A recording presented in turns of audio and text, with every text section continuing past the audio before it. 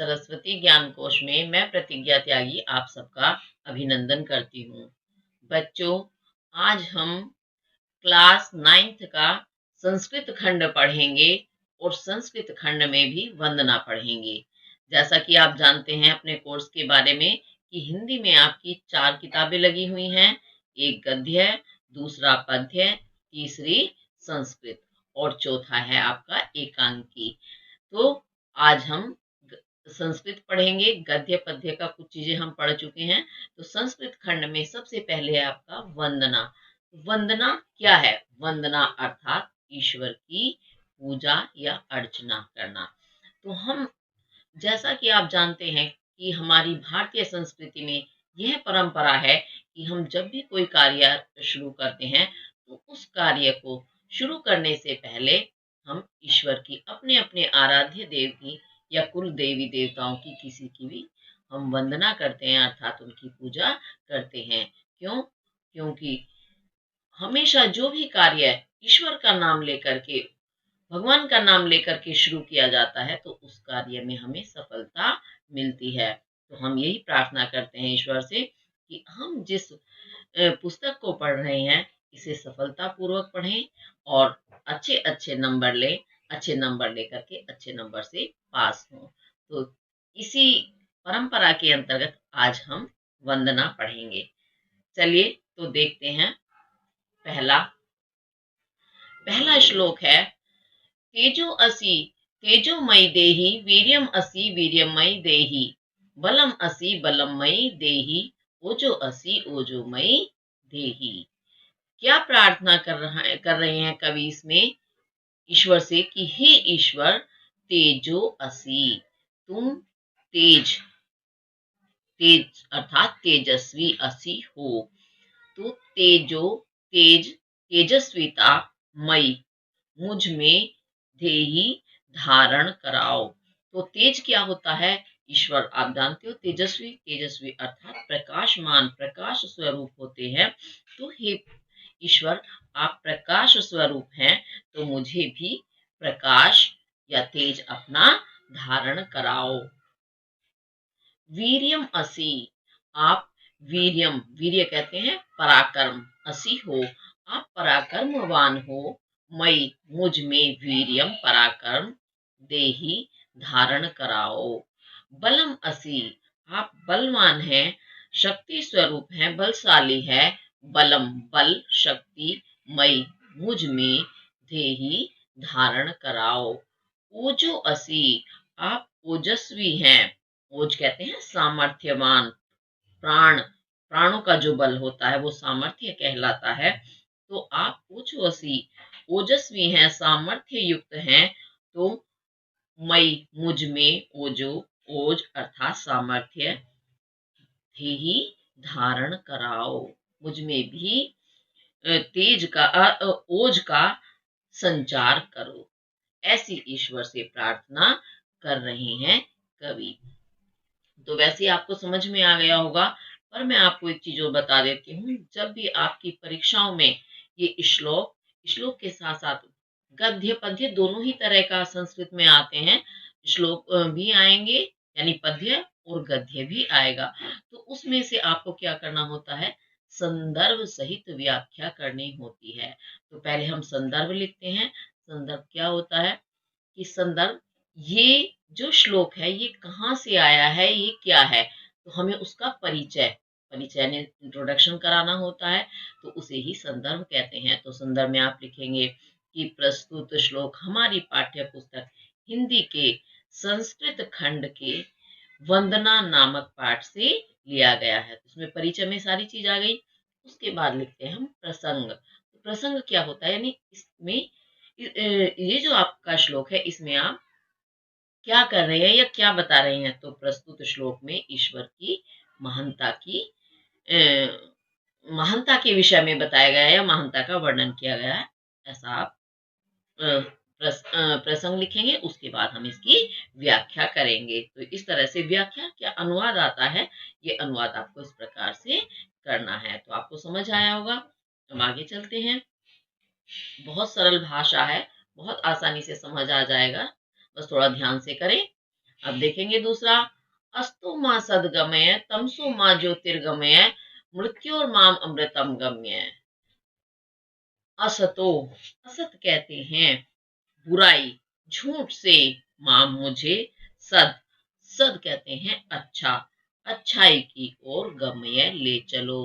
हे ईश्वर, असतो, असत से, झूठ से या बुराई से मां मुझे सद, अच्छाई की ओर गम्य ले चलो। तमसो, तमस कहते हैं अंधकार, अंधकार से मां मुझे ज्योतिर्गम्य, ये ज्योति को विच्छेद करोगे, ये जो रेफ है आपका यहाँ विसर्ग बन जाएगा, ये विसर्ग संधि है तो हो जाएगा ज्योति ही गम्य। तो तमसो, तमस अर्थात अंधकार से मां, मां मुझे ज्योति ही प्रकाश की ओर गम्य ले चलो। मृत्यु और मां, मृत्यु हो, ये रेफ है, इसका विसर्ग हो जाएगा तो हो जाएगा आपका मृत्यु हो, मृत्यु से मां मुझे अमरतम, अमृता की ओर, अमरता की ओर गमय ले चलो। ऐसी कभी प्रार्थना ईश्वर से करते हैं। तो आप जानते हैं असत बुराई, बुराई से मुझे सत अच्छाई की ओर ले चलो, अर्थात मैं कहीं भी बुरे कर्मों में लिप्त ना हूं। और तमस अंधकार, अंधकार से मतलब क्या है, जो रात्रि का अंधेरा है वो अंधकार नहीं, अंधकार से तात्पर्य यहाँ है अज्ञान से। तो अज्ञान भी अंधकार में होता है और ज्ञान जो होता है वो प्रकाशमान माना जाता है। तो मुझे अज्ञान रूपी अंधकार से ज्योतिर्गम्य है, ज्योति यानी प्रकाश, प्रकाश का ज्ञान, ज्ञान रूपी प्रकाश की ओर ले चलो। और मृत्यु, मृत्यु से मां मुझे अमृतम, अमरता की ओर ले चलो, यानी अर्थात मोक्ष की तरफ ले चलो। ऐसी इसमें वंदना की गई है। ये आपको समझ आया होगा। अगर किसी वजह से समझ ना आए तो कमेंट करके अवश्य पूछें। अब आगे देखते हैं, यतो यतः समीह से ततो नो अभयम कुरु, शन्नः कुरु प्रजाभ्यो अभयम न नः पशुभ्यः। अब इसमें क्या कहा गया है, हे ईश्वर, वो आपको अपनी तरफ से लगाना होगा, क्योंकि अपने उसे लगाओगे तभी ही वाक्य पूरा होगा, क्योंकि किससे कहा जा रहा है कि हमें करो, ईश्वर से। तो इसलिए हमें ईश्वर प्रभु परमात्मा अवश्य लगाना है। कि यतो यतः, यतो यतः जिस जिस से, समीह से चाहते हो, हे ईश्वर आप जिस जिस से समीह से चाहते हो, ततो उससे, नो हमें, अभयम अभय, अभय डर और अभय जहां डर ना हो, डर ना होना अर्थात निडर, गुरु करो। तो आप जिस जिस से चाहते हो, नो हमें, ततो उससे, अभयम करो, अभय करो अर्थात निडर करो। अब ये शन्न लिखा है, इसे विच्छेद कर देंगे तो हो जाएगा शम नः, कुरु प्रजाभ्यो, प्रजाभ्यो हमारी प्रजाओं को, शम कहते हैं कल्याण, नः हमारी, कुरु करो। तो नः हमारी प्रजाभ्यो, प्रजाओं का, शम कल्याण, कुरु करो। और पशुभ्यः नः, नः हमारे, पशुभ्यः पशुओं को, अभयम भय डर और अभय निडर। अभी आप ढूंढेंगे मैम आ भय बोल रही हैं, आ कहाँ है, तो ये अवग्रह चिन्ह लगा हुआ है, जैसा कि आपने देखा ऊपर भी, ये अवग्रह चिन्ह है। संधि के नियम के अनुसार ये अवग्रह चिन्ह लग जाता है पूर्व रूप संधि में, तो ये अवग्रह है, लेकिन हमें ये आ की आवाज देगा, ये बता रहा है यहाँ पर आ की उपस्थिति है। तो अभयम निडर, नहा हमारे, पशुभ्य पशुओं को। अब ये क्रू यहीं से लगाएंगे, क्रू, तो हमारी प्रजाओं का कल्याण और हमारे पशुओं को अभय निडर कुरु करो हे देव। तो ऐसी प्रार्थना इसमें ईश्वर से कर रहे हैं कवि। ये आपको समझ में आ गया है, बहुत आसान भाषा है, कुछ भी नहीं है इसमें। अब आगे देखेंगे, नमो ब्रह्मणे त्वं ए प्रत्यक्षं ब्रह्मासि, त्वां ए प्रत्यक्षं ब्रह्म वदिष्यामि, ऋतं वदिष्यामि, सत्यं वदिष्यामि, तन्न माम अवतु तद वक्तारम अवतु, अवतु माम अवतु वक्तारम। अब ब्रह्मा से, ब्रह्मा से मतलब ये नहीं है ब्रह्मा विष्णु महेश। ब्रह्म से मतलब है ब्रह्म एक ईश्वरीय ताकत होती है जिसको ब्रह्म के नाम से पुकारा जाता है, निराकार ब्रह्म के। तो ब्रह्मणे ही ब्रह्म नमो, तुम्हें नमस्कार है। त्वम एव, तुम ही प्रत्यक्षम, प्रत्यक्ष ब्रह्मासि ब्रह्म हो। तुम ही प्रत्यक्ष ब्रह्म हो। प्रत्यक्ष किसे कहते हैं? जो बिल्कुल प्रत्यक्ष यानी हमारे सामने हो, साक्षात हो।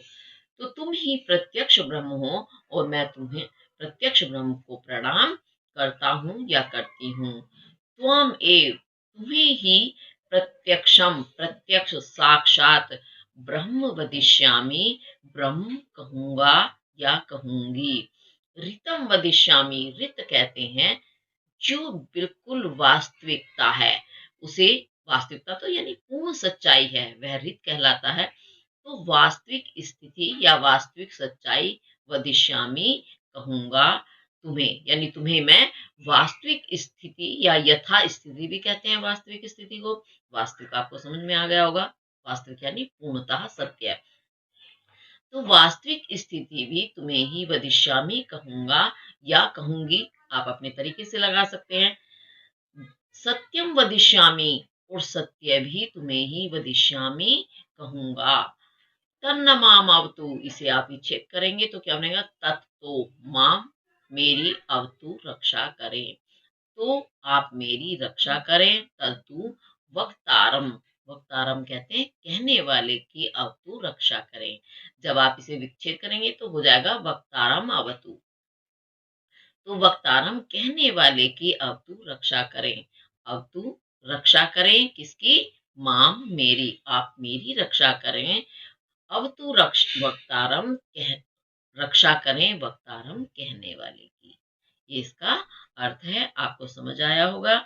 अगर किसी वजह से समझ नहीं आता है तो आप अवश्य ही कमेंट करके पूछें। अब आगे चलते हैं। देखिए, सत्यव्रतम सत्य परम त्रिसत्यम, सत्य से योनिम निहितम च सत्ये, सत्य से सत्यम ऋत सत्य नेत्रम, सत्यात्मकम सत्यात्मकम त्वाम शरणम प्रपन्नः। हे ईश्वर, सत्यव्रतम, सत्य ही है व्रत जिसका, सत्य परम, जो सत्य परम, परम सत्य है, पूर्णतः सत्य में लगा हुआ है। त्रिसत्ययम, जो त्रि कहते हैं तीन, सत्यम सत्य है। जो त्रि का अर्थ है यहाँ तीन काल। तीन काल होते हैं कौन कौन से? भूतकाल, वर्तमान काल और भविष्य काल, यानी जो तीनों कालों में सत्य है। सत्य से योनि, जो सत्य की योनि है, योनि कहते हैं जन्म स्थान, यानी सत्य जहां से सत्य उत्पन्न होता है, यानी जो सत्य की उत्पत्ति का स्थान है। च, और सत्य, सत्य में ही निहितम, निहित है, निहित अर्थात स्थित है, और जो सत्य में ही स्थित है। सत्य से सत्यम, और जो सत्यों का भी सत्यम सत्य है। ऋत सत्य नेत्रम, ऋत यथार्थ स्थिति, वास्तविकता, पूर्णतः सच्चाई। ऋत का मतलब भैया चाहे आप उसे वास्तविक सच्चाई कह दो या वास्तविक स्थिति कह दो या पूर्णतः सत्य कह दो, बात वही है। तो ऋत सत्य, जो पूर्णतः सत्य, सत्य का नेत्रम, नेत्र है, जो पूर्णतः सत्य का नेत्र है। सत्यात्मकम, उस सत्यात्मक जो पूर्ण सत्य स्वरूप है, ऐसे त्वाम, तुम्हारी शरणम, शरण में प्रपन्ना, हम प्राप्त हुए हैं, आए हैं। ऐसी वो प्रार्थना इसमें की गई है। अब ये थोड़ा सा आपको, क्योंकि सत्य के ही बारे में पूरा वर्णन किया गया है, तो एक बार में से एक बार अपने शब्दों में बता देती हूँ, क्योंकि इसे समझने में थोड़ी कठिनाई आपको हो सकती है। तो क्या कहा है इसमें ईश्वर को कि सत्य व्रतम, सत्य ही है व्रत जिसका, यानी सत्य को ही धारण करना है। व्रत क्या होता है? जो हमने धारण किया है, जो हम ले करके चल रहे हैं। जिस दिन आपने व्रत लिया होगा, आप देखते होंगे कि हमने उस दिन यही धारण किया है कि यह स्वीकार किया है कि आज हम पूरे दिन भोजन नहीं करेंगे, या जिस जिसका हमें त्याग करना है तो वही हम करते हैं।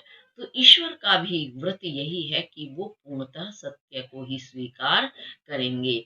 सत्य परम, जिनके लिए सत्य ही परम है, सर्वश्रेष्ठ है, जो सत्य में ही तत्पर हैं।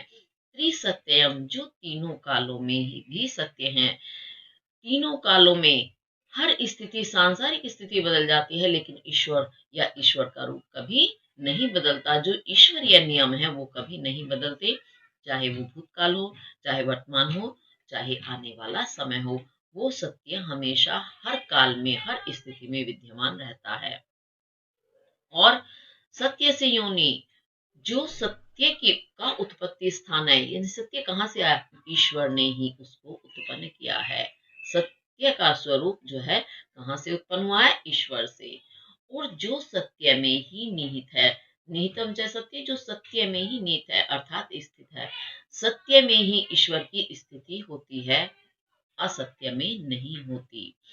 और सत्य से सत्यम, जो सत्यों का भी सत्य है, जिसे हम सत्य मानते हैं, सत्य आप समझते होंगे, बार बार सत्य शब्द है। सत्य यानी पूर्ण सच, पूरी तरह से जो सच होता है वह सत्य कहलाता है।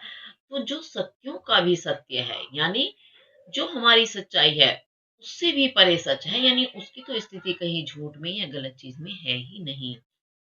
और रित सत्य नेत्रम, जो यथा स्थिति ही जिसके नेत्र हैं, ऐसे सत्य स्वरूप नेत्र वाले सत्यात्मक, जो सत्यात्मक जिसका स्वरूप ही सत्य है, सत्य से परिपूर्ण है, ऐसे हे ईश्वर, हम त्वाम शरणम, तुम्हारी शरण में प्रपन्नः, प्राप्त हुए या पहुंचे हैं या आए हैं। तो हमें कहने का तात्पर्य, हम आपकी शरण में आए हैं, आप हमें शरण दीजिए, अपनी शरण में लीजिए। अच्छा, ये सत्य का सत्य एक बार और मैं थोड़ा सा एक्सप्लेन कर देती हूँ। सत्य क्या है? इस पृथ्वी पर हमारे लिए हमारा होना, मनुष्य का होना। लेकिन आपने देखा होगा ये एक सत्य है, हम जीवन जीते हैं, लेकिन ये भी सत्य है कि जो जीव इस धरती पर जन्मा है उसका अंत निश्चित है। जो जीव है वो किन चीजों से बने हैं? 5 तत्वों से, जिन्हें पंच महाभूत कहते हैं। पृथ्वी, आकाश, वायु, जल और अग्नि। ये 5 चीजों से जीव का शरीर बना हुआ माना जाता है और अंत भी उसका निश्चित है। ये सत्य का भी सत्य है कि जीवित प्राणी की मृत्यु निश्चित है। और जो हमारे पंच तत्व से बना हुआ शरीर है, वो प्राण निकल जाने पर, शरीर का अंत होने पर पांचों महाभूत अपने अपने स्थान को चले जाते हैं। तो ये सबसे बड़ा सत्य है। लेकिन ईश्वर की स्थिति फिर भी बनी रहती है। ईश्वर में कोई परिवर्तन नहीं आता, स्थिति में कोई परिवर्तन नहीं आता। ये सत्यों का भी सत्य है। ये सत्य का अर्थ मैंने एक बार अच्छे से फिर तुम्हें समझाया है। इसी के साथ ही आपका पूरा हुआ और आशा है मुझे कि समझ आया होगा। अगर समझ नहीं आएगा तो आप कमेंट करके अवश्य पूछे। तो जैसा कि मैंने आपको शुरू में बताया था कि आपको संदर्भ सहित जो है अनुवाद करना होता है, और जो श्लोक होते हैं उनकी व्याख्या भी हम कर सकते हैं, और उससे संबंधित प्रश्न उत्तर भी आते हैं। प्रश्न उत्तर क्या होते हैं? संस्कृत में ही प्रश्न पूछे जाते हैं और संस्कृत में ही आपको उत्तर देना होता है। तो ये आप प्रश्न उत्तर जो है अवश्य करेंगे और व्याख्याओं को, अनुवाद को अच्छे से करेंगे। अनुवाद और व्याख्या में भी एक बार मैं अंतर बता देती हूँ। अनुवाद क्या होता है? जो मैंने संस्कृत के शब्द बोले उन्हीं का हिंदी रूप आपको ज्यों का त्यों लिख देना है, अपनी तरफ से कुछ नहीं लिखना होता। तो जब आप क्वेश्चन पेपर देखेंगे, प्रश्न पत्र देखेंगे, तो उसमें देख लेंगे एक बार कि अनुवाद पूछा गया है या व्याख्या। व्याख्या में क्या होता है? उसे हम उस बात को बिल्कुल खोल करके समझाते हैं। अभी जैसा कि मैंने आपको पहली बार में बताया, तो मैंने आपको अनुवाद बताया था, वही शब्द ज्यों के त्यों आपको हिंदी में रख के बता दिए। लेकिन फिर उसके बाद मैंने एक एक शब्द की व्याख्या की, खोल के बताया। जैसे कि मैंने अभी सत्यों का सत्य बताया, त्रिसत्य को मैंने खोल के बताया है। तो वो जो हम खोल के अपने शब्दों में और भी ज्यादा एक्सप्लेन कर देते हैं, वो व्याख्या कहलाती है। तो अगर आपके प्रश्न पत्र में व्याख्या पूछी जाती है तो व्याख्या करेंगे, और अनुवाद पूछा जाता है तो अनुवाद करेंगे। वैसे अधिकतर अनुवाद ही आता है, लेकिन श्लोक या पद्य से संबंधित व्याख्या आ सकती है। तो इसी के साथ हमारा आज ये वंदना पाठ जो है पूरा हुआ, और अगली वीडियो में मैं आपको दूसरा पाठ लेकर के आऊंगी। और इसी के साथ धन्यवाद।